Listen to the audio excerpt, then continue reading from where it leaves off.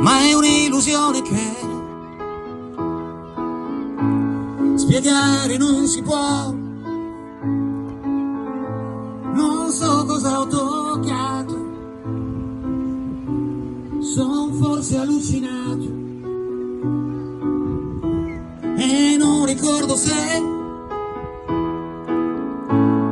un giorno sono nato, ma vedo un uomo che una mezzaluna è, e con la lingua lecca le sopracciglia che troppo rasate forse son per me, perché quell'illusione reale dentro me, bagliori misteriosi che avvolgono i pensieri per troppa insicurezza di vivere la vita. E l'unico contrasto è il mio istinto da selvaggio. Rivedo anche un amico che ho perso tempo fa, mi fa dei cenni strani,